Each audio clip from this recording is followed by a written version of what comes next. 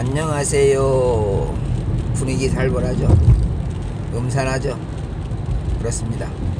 오늘은 여러분들에게 살벌하고 음산한 이야기 좀 할까 합니다. 무슨 귀신 얘기냐고요? 요즘 세상에 귀신이 어디 있습니까? 유령 얘기냐고요? 유령도 없죠. 그럼 무슨 얘기냐고요? 여러분들 생각해 보세요. 2014년 4월 16일 아침 8시쯤 방송이 시작됐죠. 세월호 인천에서 제주도로 가는 배가 침몰하고 있습니다. 그런데 다행인 것은 저는 구조하였습니다. 한 사람도 다친 사람도 죽은 사람도 없습니다. 이게 우리 방송의 내기. 얼마나 좋은 얘기입니까? 우리 아이들이 배가 침몰했는데 애기들도 배에 탔을 것이고 노인네들도 탔을 것이고 심지어는 80이 넘은 노인들도 탔을 수 있습니다. 민간인들이 볼 때, 전혀 모르는 사람들이 볼 때. 그런데 그렇게 나이 드신 분들이나 애기들까지도 단 한 사람도 안 다치고 저는 구조했다. 얼마나 감사한 얘기예요. 그런데요, 시간이 지났습니다. 12시가 지나 12시 반이 지나도 저는 구조했다라는 말이에요. 이야, 우리나라 최고다. 그렇게 엄청난 사고가 났는데 유람선이 뒤집혀서 그곳에 갓난하게 돼 있을 것이고 이 나이가 들어서 마음대로 거동도 못할 그런 노인도 있을 것인데 저는 다 구조했다. 대한민국 재난엔 최고다. 1시가 넘었습니다. 방송에서 다 나오는 얘기가. 지금까지 오보입니다. 몇 명의 선원만 구했습니다. 이런 말도 안 되는 경우가 어디 있어요.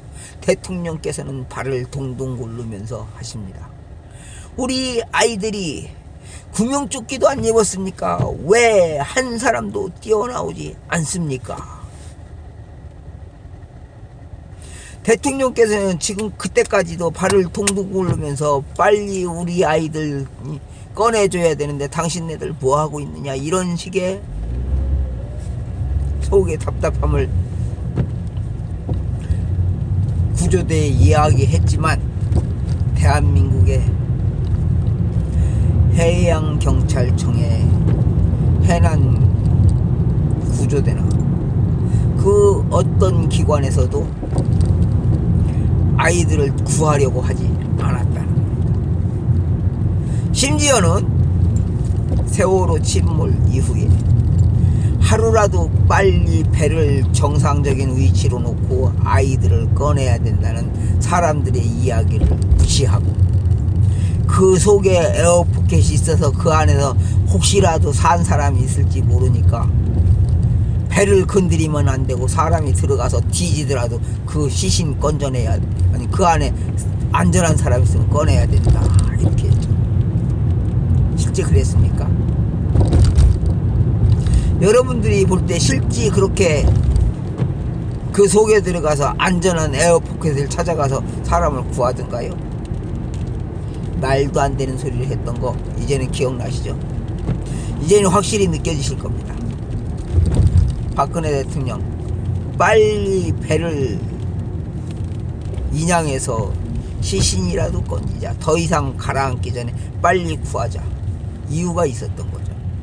즉 박근혜 대통령은 배가 침몰될 때도 어떻게 조치해야 된다는 걸 알고 빨리 조치하려고 했던 거죠. 근데 이걸 방해한 건 누구예요? 해양경찰청, 그 다음에 세월호 유족들, 마지막으로 세월호 특조위. 이 사람들이 실질적으로 제대로 구조하지 않았다, 이렇게 봐야 되겠죠. 실제 구조하지 않으려고 했다. 아니, 대통령을 쓰러뜨리기 위해서 철저하게 세월호를 침몰시킨 후에 대통령이 아무것도 못하게 막았다. 이렇게 봐야 되겠죠. 기가 막힌 나라가 돼버렸죠.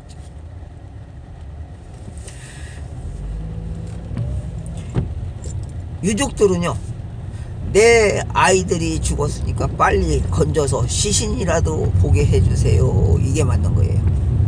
근데 세월호 유족들은 어떻게 했어요? 우리 아이들 시신 유실되면 안 되니까 배는 건지면 절대로 안 됩니다. 단 시신이 다 건져지고 난 다음에 배를 건지세요. 대통령은 또 반대로 생각합니다.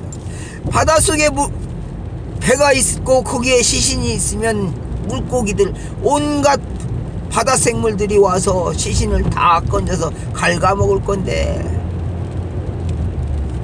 왜 인양을 못하게 하느냐.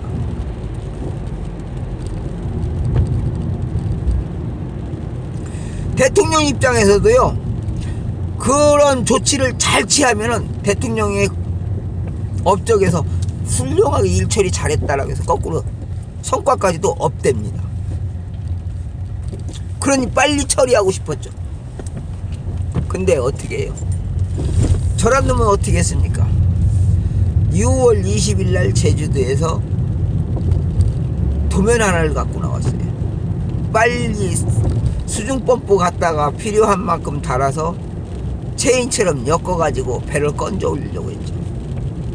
그것도 균형을 잡아야 되니까 배에다가 풍선을 넣어서 배가 균형을 잡히게 해서 최대한으로 빨리 건져서 물 밖에 나오게 해서 그 안에 시신들 조금이라도 훼손 덜 되게 하자. 근데요, 내가 정신병자 되고 말았어요. 왜? 저들은 그거 아니다 이렇게 했던 거예요. 좋다 이거예요. 네? 우리가 저 세월호 유족이나 특조위나 저 문재인이 같은 작자들이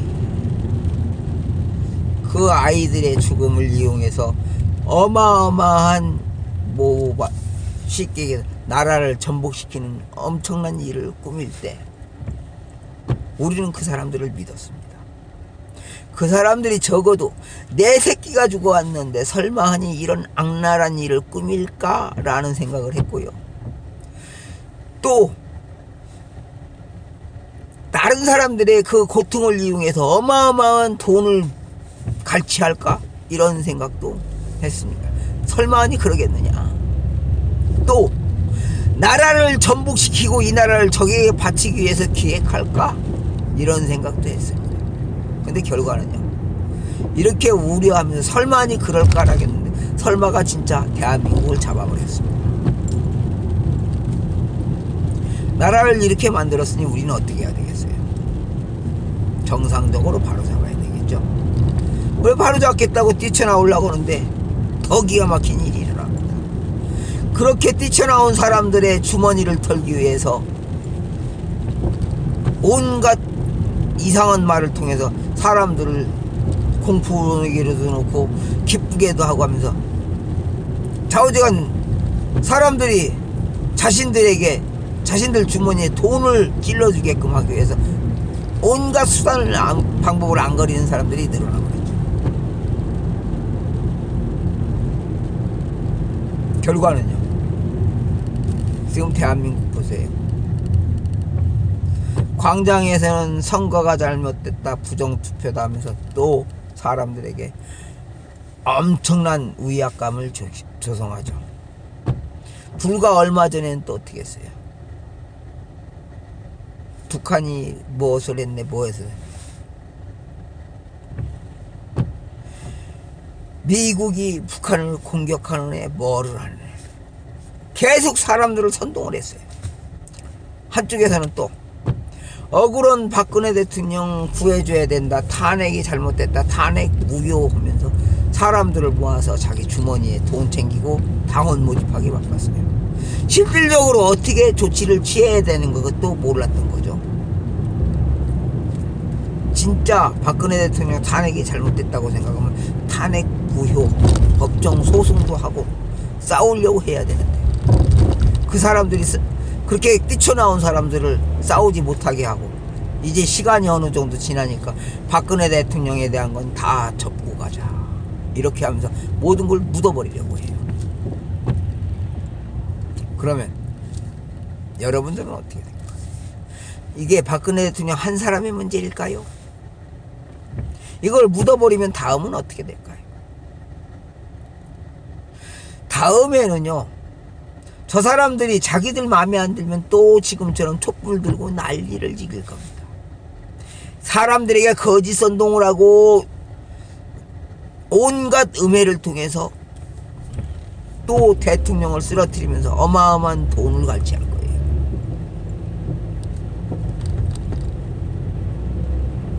왜? 사람이기 때문에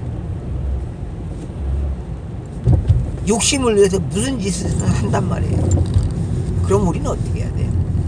철저하게 진상규명하고 바로 잡아서 다시는 이런 일이 일어나지 않게 막아야 되는 거예요. 근데 박근혜 대통령 탄핵 무효니까 이렇게 소란스럽게 해놓고 이걸 바로 잡으려고 하니까 다른 이슈를 자꾸 만들어가지고 정작 박근혜 대통령 탄핵 무효에 대해서는 모든 걸 접어버리고 덮어버렸습니다. 결과는요, 우리 서민들의 가슴에 멍만 잔뜩 나고, 어떤 사람들은 몇 푼 되지도 않는 재산 다 털리고, 이게 말이 되느냐고 하는 사람도 늘어났습니다. 근데 아직도 아무런 해결책이 없습니다.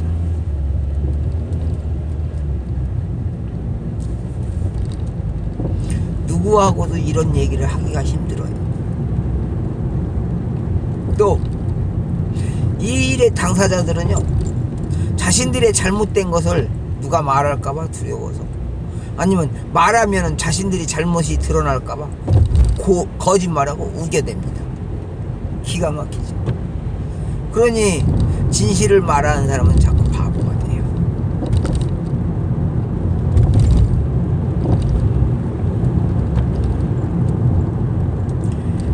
바보가 되기 싫으면 침묵을 해야 하고, 사실을 말하면 죽음으로 몰려가고, 참 기가 막히죠.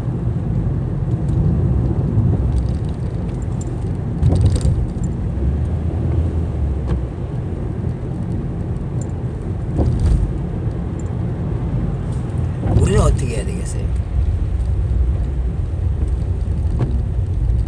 세상이 이렇게 발가닥 뒤집혀 버렸는데 왜 침묵하고 조용히 있어야 하죠?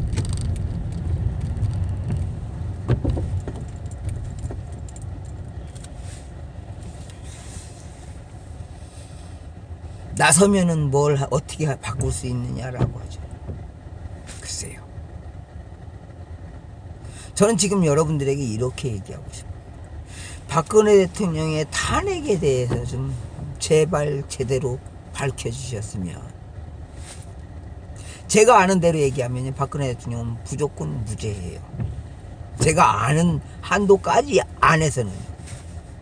근데 유죄, 그것도 박근혜 대통령을 실형을 35년을 때렸습니다. 네?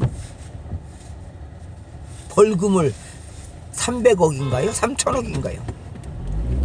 우리 상상도 못할 천문학적인 돈을 물으라고 했죠. 그러면 적어도 말입니다, 박근혜 대통령이 그만한 잘못이 있어야 되는데, 지금 박근혜 대통령이 죄라고 했던 거 보니까 다 가짜야. 가짜 뉴스란 말이에요. 즉 있지도 않았던 얘기, 실제 이 상황, 그런 상황이 벌어지지도 않았던 걸 갖다 다 유죄로 만들었어.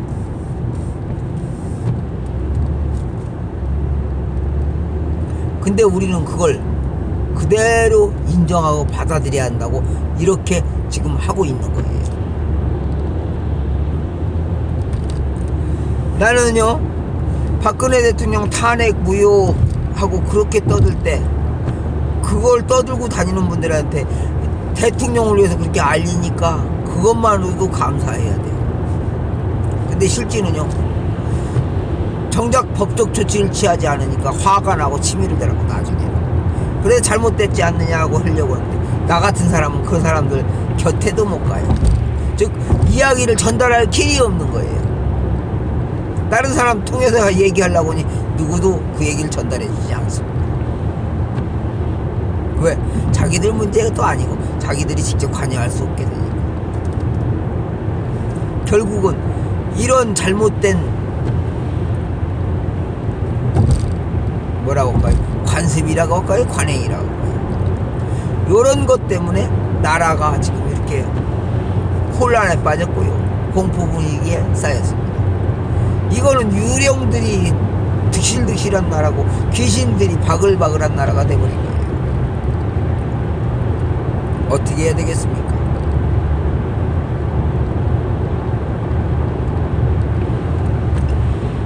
내가요, 처음에 왜 이런 일이 일어났는지 모르겠어요. 나도 원래 내가 기독교 신자도 아니요, 천주교 신자도 아니요, 불교 신자도 아닙니다. 그러나 어쩌다 보니까 기독교를 믿었죠. 처음에는 어릴 때는 천주교에 잠깐 다녀봤고, 기독교에 다녀봤고, 불교에 다녀봤고, 다시 종교를 믿지 않으려고 하다 기독교를 어떻게다가 다녔는데, 내가 하도 고통스러워서 하나님, 내 고통에서 벗어나게 해주세요. 그랬다가 이런 일을 겪었습니다.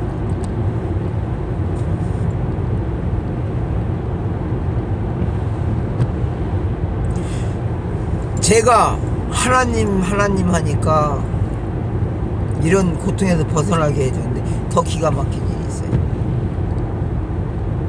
예수에 대해서 얘기할 때 사생아라고 하는 거예요. 하나님이 직접 적어진 않지만 사생아라고, 자꾸 사생아로 내리를 박는 걸 봐서 이거는 예수는 하나님의 아들이 아니고 생물학적으로 사생아다라는 걸 자꾸 내버리다 박는 거예요. 도대체 이거 뭐야? 하나님이 독생자라고 하면서 하나님이 성령으로 잉태시켰으니 하나님 아들이랬는데 왜 하나님은 강간당했다고 하지? 마리아가 강간당했다, 사생하다 이렇게 하지? 이해가 안 갔어요. 근데 지금 가만히 되돌이켜 보면요, 이런 거예요. 기독교 신자들이 하나님의 아들 예수가 하나님이다, 하나님은 이제 그 영이 다 했다 하면서 하나님의 아들이 이제는 하나님이다라고 하니까 하나님은 질투하는 하나님이다라는 얘기처럼 자기 아들도 아닌 사생아를 갖다 자기로 둔갑시키고 우상으로 만들어 버리니까 화가 나서 이렇게 한 거 아니냐, 전 이렇게 생각이 듭니다. 그래서 성경 만드는 게 언제다 뭐다 이런 저기까지도 제게 자꾸 내리에 심어준 게 아닌가, 저는 그런 생각이 들어요. 사실은 난 성경이 왜 만들어졌든 그런 거 관심이 없었거든. 언제 만들어진 것도 관심이 없었어요. 그냥 하나님의 말씀이니까 한 번 정도는 읽어봐야 돼, 그 정도였죠. 근데 지금은요, 성경도 하나님의 말씀이요, 불경도 하나님의 말씀이요, 무슬람도 하나님의 말씀이다. 전 지금은 그렇게 얘기해요. 그것뿐이 아니고 세상의 모든 과학 기술까지도, 역사서적까지도 하나님의 말씀이다.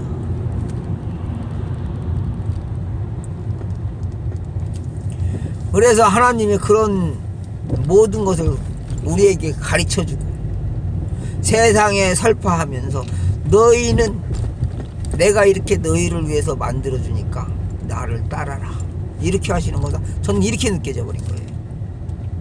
아, 그렇구나. 하나님은 세상의 모든 것을 다 주제. 그렇게 생각했더니 또 그 다음엔 또 어떤 일이 일어나냐, 세상에 태어난 저마저도 하나님이 이렇게 설계하시는구나, 이렇게 설계했기 때문에 내가 이렇게 행동하는구나, 이렇게 되더라고요. 불경도 성경도 무슬람도 아니 세상에 있는 모든 음담 패설까지 다 책이란 책들은 모두가 하나님이 필요해서 만들어서 너희가 그것을 익혀라 하고 가르친 거다. 이렇게 봐야 되는 거예요. 또요 요즘요 예? 드라마도 있고 그 다음에 각종 교육방송도 있고 영화도 있고 다큐멘터리도 있고 이런 것마저도 하나님께서 너희가 이걸 보고 배워라 하신 거다. 이렇게 되더라고요. 시간이 점점 지나면서 기독교의 윤리대로 가려고 하니까 세상 모든 것이 다 하나님께서 우리 인간이 익혀서 즉 부처님처럼 깨달음을 얻어가지고 그것으로 행동에 옮겨라 이렇게 되는 거더란 말이에요. 그러면 하나님이 있다 없다? 저는 아직까지도요 하나님이 있다 없다라고 보면 하나님이 있다. 저는 있다 쪽에 조금 더 두고 싶어요. 정확하게 없다라고는 얘기하고 싶지 않아요. 그리고 하나님께서 내게 필요한 거 나한테 계속 해주신다 이렇게 믿어요.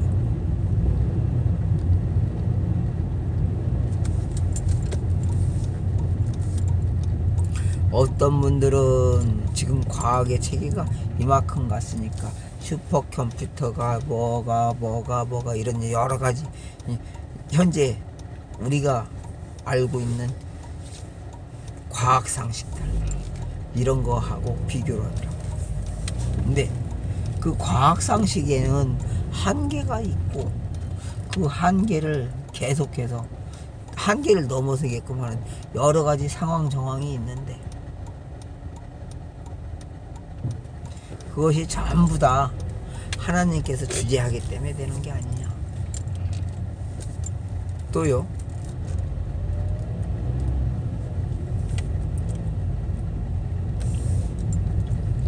우리 기술이요 얼마큼 갔어요.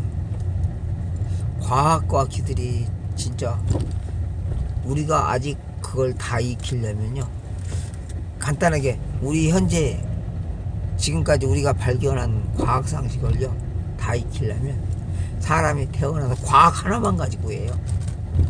사람이 태어나서 죽을 때까지를 적어도 100번 이상을 생을 경험을 해야만 그걸 다 익힐 것이다. 저는 그렇게 봐요. 너무나 광범위하기 때문에.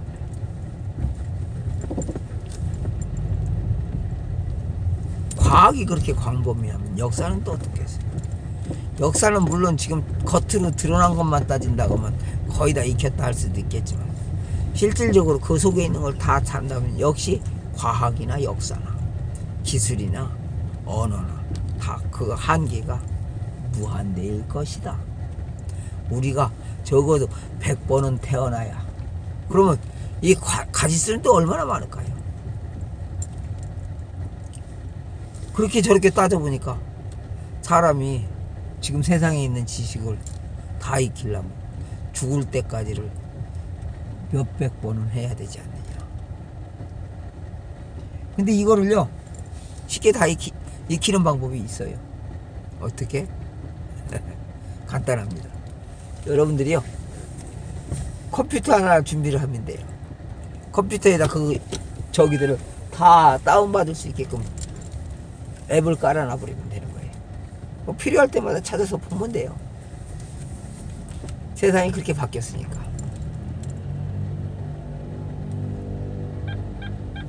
그럼 어떻게 돼요? 세상 모든 지식이 다 내 것이 돼요. 현재 내가 써먹는 것은 한계가 있지만 실질적으로 세상의 모든 지식을 내 소프트웨어에다 다 담을 수 있다. 근데 그렇게 용량이 큰 컴퓨터가 있던가요? 요즘 슈퍼 컴퓨터니 뭐 양자 컴퓨터니 한데 그걸 가지고 해도 담는 데는 한계가 있다는 거죠. 세상의 모든 지식을 담기에는 예? 그걸 가지고도 부족하다. 어쩌면 계산도 되게 빠르고 이것저것 다 할 것 같은데 그 끝을 그 한계점을 보려고 하면 우리가 미처 다 알지 못한다. 얼마나 많은데. 단지 알 수 있는 것은 그 많은 것들을 우리가 적어도 공유하고 함께 익혀나갈 수 있다는 거죠. 지금 과학을 받아들이는 순간. 근데 이걸 받아들이기보다는 돈을 가지고 이걸 부려먹으려고 해요. 다른 사람들의 지식을. 그러다 보니까 어떻게 돼요?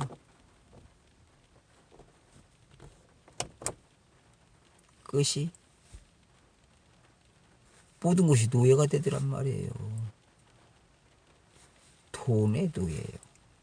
새끼들까지도 죽음으로 몰아가면서 그 돈을 위해서 싸우더란 말이에요.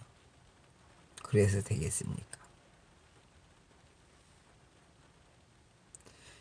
I don't know. 나는 돈을 알아요? 돈이란 무섭습니다. 새끼들의 죽음도. 아니, 어떤 엄마들은요, 새끼를 죽여서 버려서라도 내가 돈을 소모하는 걸 줄이려고 하는 그런 엄마들까지도 나타났다는 거. 얼마나 무서운 세상이에요. 세상은 그렇게 돈으로 인해서 생명도, 부모 자식까지도 내 돈을 위해서 죽이는 세상이 되었더라고요. 대한민국이 이런 세상이 된 건 얼마큼이나 될까요? 내가 알기로는 불과 20-30년 사이에 이렇게 돌변했다고 생각해요. 그럼 지금은 어떻게 해야 되겠어요? 이제는 우리가 바꿔야 돼요. 이제는 사람이 먼저인 시대가 돼야 돼요. 돈보다. 응? 생명을 소중히 여기는 시대가 돼야 된다고요. 내 새끼들 죽으면 보상받을 생각부터 할 게 아니라 어떻게 하면 새끼들의 시신을 안전하게 보존하고 가능하다면 내 새끼들이 절대 죽지 않게끔 해서 적어도 자신들이 마음 놓고 생활할 수 있는 그때까지 지켜줄까? 이렇게 바뀌어야 되지 않을까요? 대부분이 이렇게 하면서 사는데 왜 지금 일부의 아주 어떻게 보면 내가 이렇게 얘기하면 그 사람들이 화를 엄청 낼지도 모르지만 엄청나게 잔인한 사람들이 그런 짓을 하고 있다. 이렇게 봐야 되는 거예요. 새끼를 죽이고 새끼를 내가 키울 수 없다고 버려버리고 새끼들의 시신을 빨리 건져주려고 하는 다른 사람들의 호의를 무시한 채로 돈을 챙기려는 그자들. 우리는 사람으로 봐서는 안 돼요. 그 사람들은요, 이 세상에 살 가치가 없습니다. 전부 다 이 세상에서 없어지게끔 해야 되지 않을까요? 물론 이건 제 생각입니다. 그러나 세상이 이렇게 무섭게 됐다면 저 혼자만의 생각이 아니고 여러분들 모두가 생명의 소중함을 알고 그 사람들이 다시는 그런 만행을 저지르지 못하게 했으면 하는 게 저의 바람입니다. 감사합니다. 지금까지 미래비전의 윤석진입니다. 여러분들 미래비전 TV 구독, 좋아요 많이 눌러주세요. 감사합니다.